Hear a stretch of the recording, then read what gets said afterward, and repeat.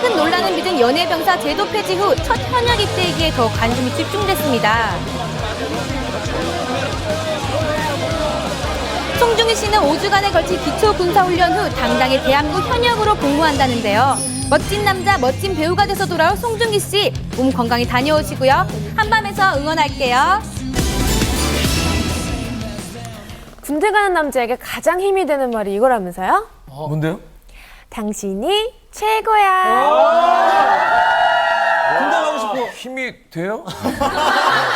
저는 듣고 있기 힘이 드네요. 도연이 최고야. 다음 뉴스 이어가도록 하겠습니다. 네.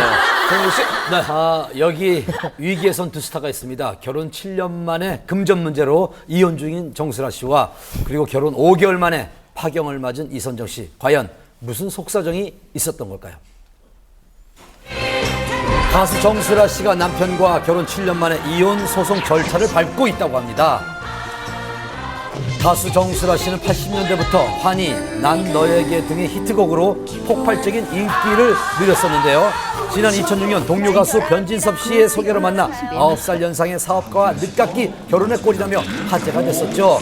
그런데 최근 한 여성지가 정수라 씨의 이혼 소송 사실을 보도했습니다. 좋은 소식 보도가 되고 있어서 기사 내용처럼 저희가 지금 소송이 진행 중인 건 맞고요. 정수라 부부의 파경 뒤에는 금전적인 문제가 있었다고 하는데요. 건설업체 대표인 정수라 씨 남편의 사업에 문제가 생겼다는 겁니다. 이 때문에 부부가 신혼살림을 차렸던 서울의 방배동 아파트는 압류 조치되어 경매로 넘어갔고요. 결혼 전 정수라 씨가 살던 아파트까지 경매로 넘어가 이미 매각된 상태라고 합니다. 제일 지금 뭐 많이 나오긴 하던데.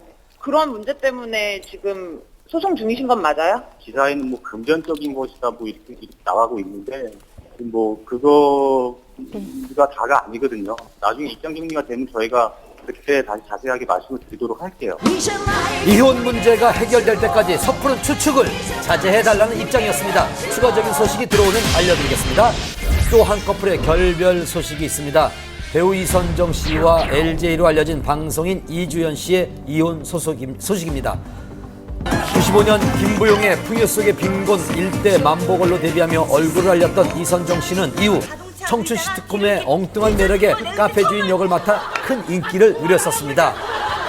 무엇보다 90년대 원조 글래머 스타로 팬들의 사랑을 받아왔었는데요. 지난해 매니저 출신의 방송인 이주연 씨와 열애 사실이 알려진 후 교제 2달 만인 지난해 6월 말 혼인신고를 마치고 본격적인 결혼 생활에 들어갔습니다.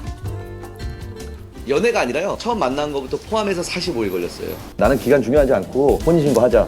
결국 이걸 사인하는데 갑자기 눈물이 막 나는 거예요. 이틀 동안은 진짜 굉장히 많이 울었어요.